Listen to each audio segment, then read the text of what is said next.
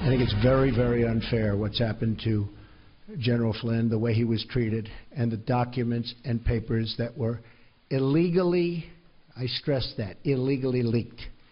Very, very unfair.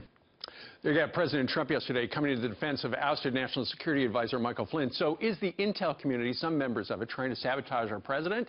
Let's talk to Fox News contributor Erick Erickson, who joins us from down in Macon, Georgia. Good morning to you, Eric. Good morning. Sabotage the president is a strong phrase, but you says that's what's going on. It certainly seems like it. And remember, the intelligence community has a long history of doing this. They leaked information damaging to Bill Clinton, George Bush, and Barack Obama when it served their interests. So Donald Trump's no different. They don't think they work for the president. The president seemingly works for some of them. And it's not all the intelligence community. Most of the intelligence community is very good. But there do appear to be some Democratic loyalists very upset that he wants to roll back the Iran deal. Well, you know, that just doesn't seem the way things are supposed to work. You know, people are in the Trump administration at these various intel community agencies, and so they're supposed to be working for the greater good of the United States and not a political vendetta. Oh, very much so. But, you know, the left as well in this country, and the Democrats, they want to capitalize on grievances for the next 4 years and continue to trot out rumors and allegations.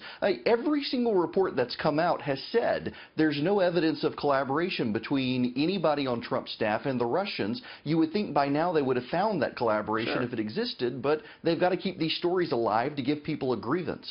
And that goes to what we were talking about a little while ago, where Mr. Trump himself, President Trump, said in the East Room yesterday, he talked about, you know, what they woke up the next day after the big loss and Trump won and they needed an explanation.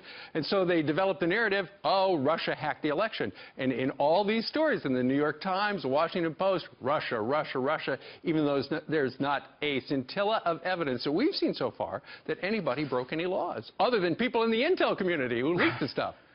Right. A buddy of mine, Ben Domenech, yesterday noted in the Federalist, his website, that this is becoming the new birtherism, that this is the way that the left is explaining this as a grand conspiracy theory. There's no evidence of it, none. This is their version of birtherism. Putinism is what the left is believing. And unfortunately for the American people, so many members of the mainstream media are of the left that they're giving a lot more credibility to this than they ever gave to the birtherism nonsense. That is a good point. Of course, members of the mainstream media, we just ran a soundbite from Jim Acosta over at CNN, the guy who famously yelled at the president-elect during that transition period over at Trump Tower. He says the fix is in because yesterday the president called on CBN and Town Hall and not him.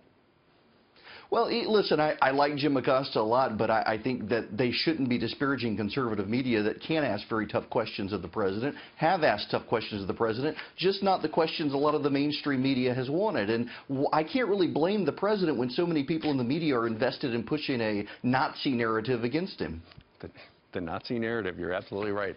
All right, Erick Erickson, we thank you very much for joining us today so early on this Thursday morning. Thank you, sir.